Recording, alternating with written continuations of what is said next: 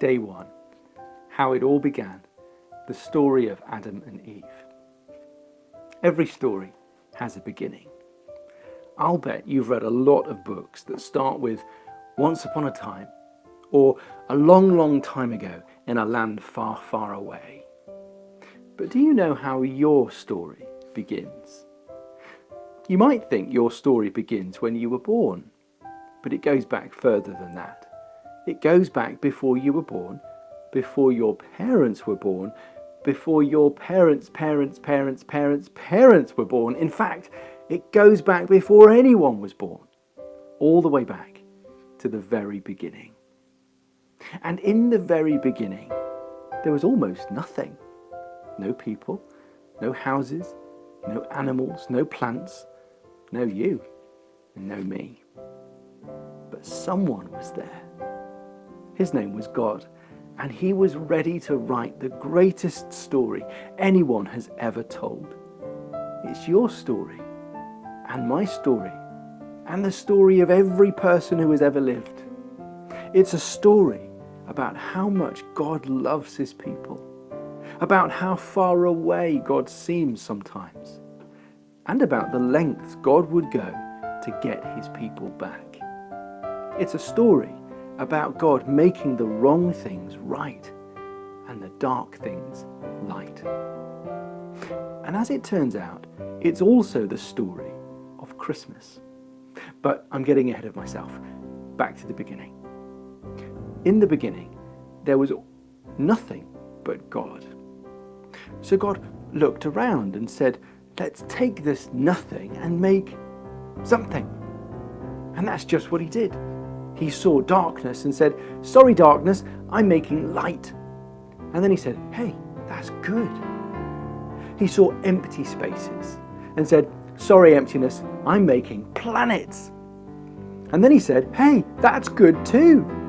He saw an empty earth and said, sorry boring old empty earth, I'm making meadows and mountains, tiny creeks and enormous oceans, daffodils and dragonflies, hydrangeas and hippos.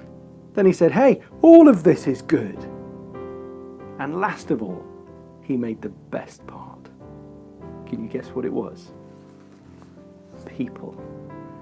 God made a man named Adam and a woman named Eve. And they were special because God had made them to think like him and act like him. So God said, this isn't just good, this is really good. Adam and Eve were like children to God. So it was no surprise that the first thing they heard him say was, I love you. Adam and Eve lived every day with God in the garden he made for them called Eden, until something went wrong. God had told Adam and Eve they could eat fruit from all the trees in Eden except one.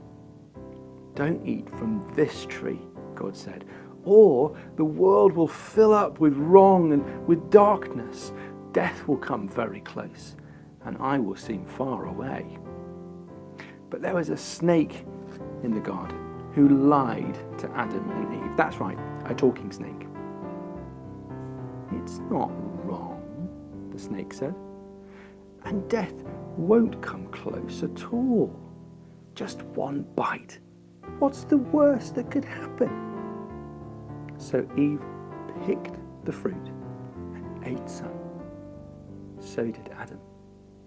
They chose their way over God's way, which is what we call sin. Immediately, everything changed. God knew what had happened, and his heart began to break.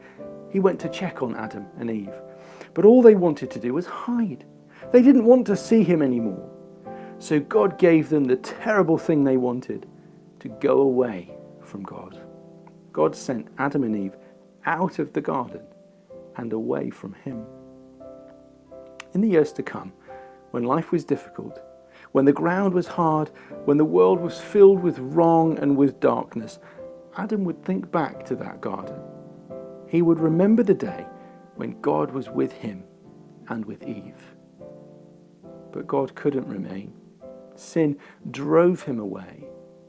So Adam and Eve began to hope and to pray.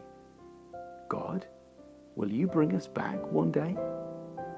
God, will you come back to stay?